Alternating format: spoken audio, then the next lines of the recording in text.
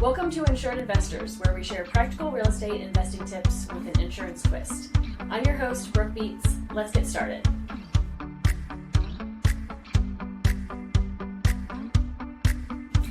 Pools, playgrounds, trampolines, and other outdoor equipment are great amenities for tenants. But when it comes to insuring these items, investors may not be covered for what they think. To help guide investors through insuring pools and other popular, attractive nuisances, we brought return guest Jason Jones. Jason is the SVP of Risk Management at INREG with an insurance career spanning over 20 years. Welcome back, Jason. Hi, thanks for having me. Happy to have you. So let's talk pools and all things risk. Sure. You ready? Okay. So what is an attractive nuisance? Sure, an attractive nuisance is something that's interesting enough that would attract a child or a teen or just someone that happens to walk by that feels like your pool or trampolines or your playground or some of those things are something they'd be interested in trying out, I guess. So if an investor or a tenant has one of these on their property, is it up to them to then let their investor know, or does the agency find out by doing some kind of inspection? I think all of those are true. It's important for the investor owner to identify what risks are on their property. So that's going to be a function of regular visits to the property, communicating with the tenant. And then also insurance companies, some do their own underwriting. So they may drive by the property, get an idea of what's going on there, while others do rely on the responses from agents, from questions and things that they ask to get some of that information. Okay. So why is it important for investors to know and understand what an attractive nuisance is and if they have one on their property? Sure. So there are specific laws that are in place for maybe a certain county or district or even city that they had to necessarily adhere to. And as an investor owner, you want to make sure that you're in compliance with those. They also pose assistance in the way of safety. So if you have a pool, they may require you to have a locked gate, or if your trampoline is there, it may be required to be tied down. So those sorts of things are pretty important. The other side of that is if you fail to take some of these measures, you could be subject to penalties, fines, that sort of thing. But also, you could have injured kids or just things that you wouldn't necessarily want to have happen at your property. So a potential liability hazard. Absolutely. So do insurance policies cover most investors for any kind of liability issue or claim or anything resulting from one of these attractive nuisances? Certainly. So insurance companies vary in different degrees of how they provide coverage for a lot of these things. It's going to be important for you as the investor owner to understand what your policy covers, and that's a question to your agent, your client service representative. Any of those would be helpful. But some exclude coverage for damages and injuries, while others offer just some type of limited coverage for those things. Again, you can check with your agent, you can check your policy. It's just really important that you take those steps to understand what your coverages are. Okay, so let's talk about pools. Okay. It is summertime and it is hot outside, so a lot of investors might have these on their property. Yes. How do you suggest investors insure pools to prevent any kind of liability lawsuit? Sure, so not all insurers will cover pools as we discussed. So again, super important that you understand if there's a pool on your property. A, is it insured with the current carrier? And then B, if it's not, you need to identify a carrier or another party that would be able to help you out with that. Typically, an agent would have resources or connections that would allow you that opportunity to find someone to help out. On the other side of it, if you can't find anyone, then that is a liability that you don't necessarily want to have without some other form of protection. When you have a pool, your liability risks increase, and it's important that you ensure you have enough liability coverage. We recommend at least $1 million in coverage, and what types of expenses you run into, you're going to have the adjuster's fees that are tied into that. You're also going to have defense costs from lawyers. Then if there's anyone injured, and you can have multiple injuries, multiple parties reaching out to essentially file a lawsuit, and you just want to have enough protection, enough coverage to handle all that. Right, because those lawsuits can get expensive real quick. Absolutely. And some of those steps that you can take to help out, you can make sure that your gates are locked. You can make sure that there are tarps on your pools. Just any general maintenance is also going to be important with all that. Okay, so speaking of like playground equipment, some kind of trampoline, what if it's the tenant's property? They bring it onto the property. Mm-hmm. Can the investor be held liable for an injury that happens on that equipment, but it's the tenant's property? Sure. So unfortunately, the investor owner can be held responsible to some degree, even though they're not directly involved and they may not be wholly negligent. What happens is the event occurred on their property. So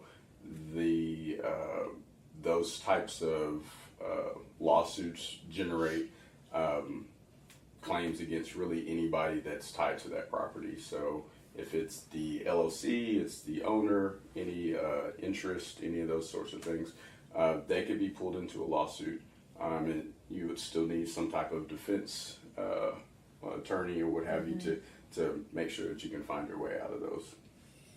That's scary. So we've talked about it a little bit with pools, fences, locked gate, but what are some other measures that investors can take to mitigate risk for some of these potential nuisances? Sure. So you've kind of outlined quite a bit of them: fences, lock gates, tarps, those sort of things. Other things that you can do: there are cameras, security measures that you can kind of put in place to help out with that. Trampolines, in particular, you do want to have them secured to the ground, but another thing, you may want to add a safety net to those. Playgrounds, clearly, again, properly installed and maintained.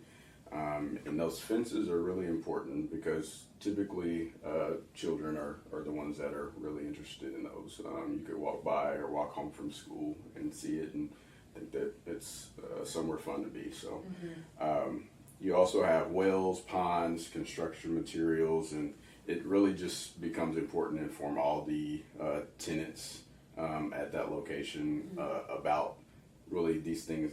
Hey, this stuff is there. We need to make sure that it's all in working condition, or if it's something that's being stored, that hey, you need to stay away from it to protect yourselves and protect any third parties that may happen to visit the property. Realistically, if you allow pools and other equipment, you may want to involve signage. You also may just want to put any safety equipment that could be used with all of that sort of thing. So you have to be really specific how they are to be managed and kept, so that everyone's on the same page and there aren't really any obvious lapses that fall in there. The other side of that is that, hey, if we can't find a way to effectively manage this, then we probably should have it removed altogether. And then that is the ultimate way to protect against all of those. Does it benefit the investor and the tenant to have those rules, regulations outlined in the lease? Absolutely. There are expectations in that way. The tenant can clearly see what their responsibilities are. The investor owner can outline what they feel like is important for them to maintain, whereas they understand what their responsibilities as the investor owner are. Additionally, there may be some ability to use some of that language to protect themselves as the investor owner if the tenant did not provide the upkeep as agreed upon. Gotcha. So we've talked a lot about the liability perspective of what the investor needs to watch out for and how to mitigate risk for injuries. But what about property damage? Sure. So property damage, really follows the policy. If it's the investor owner's property, there is a potential for coverage there. If it happens to be the tenant's property, generally the property policy won't allow for coverage for those sorts of things. So if the trampoline happens to be the tenant's, then their tenant's coverage, if they have renter's insurance or something like that, would typically manage that. You will not really find any carriers that will find a way to cover tenant's property. Their focus is their particular insured, which is the investor. So if the trampoline happens to be theirs, then that's one thing. But again, if it's the tenant's, you probably won't have the investor owner's property coverage cover the tenant's property in that case. Okay. We're going to move on to the game segment All right. of the podcast. So today we're going to play Fact or Fiction regarding injury statistics about pools and play equipment. Are you ready? I am ready. Okay, so Fact or Fiction. Drowning is the number one cause of unintentional death for children between ages 1 and 4. I am going to go with fact. I would imagine that you're looking at children that aren't quite as aware of how pools can be a danger to them, and they absolutely look interesting. Yeah. And it's hot outside, like all of those things. So, Unfortunately, that is true. yeah. Fact or Fiction. 60% of fatal pool accidents occurred at residential locations. 60% seems high.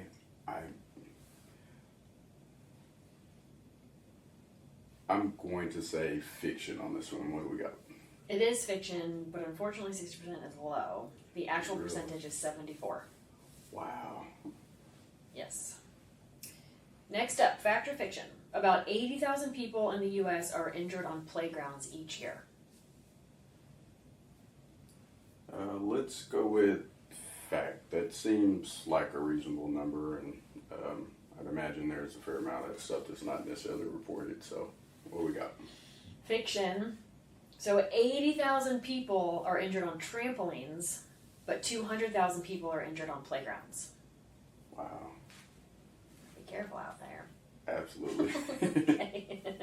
Fact or Fiction. Playground equipment injuries most commonly occur from using swings, slides, and other composite play structure.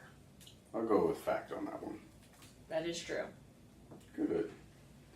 I guess 2 out of 4 isn't bad, right? Not bad. Well, thank you so much for joining. Sure. And we hope to see you again soon. I appreciate the opportunity. Thank you. We'll continue to post new episodes every other Wednesday on NREIG's YouTube channel, that's NREIG, and on Spotify and Apple Podcasts at Insured Investors.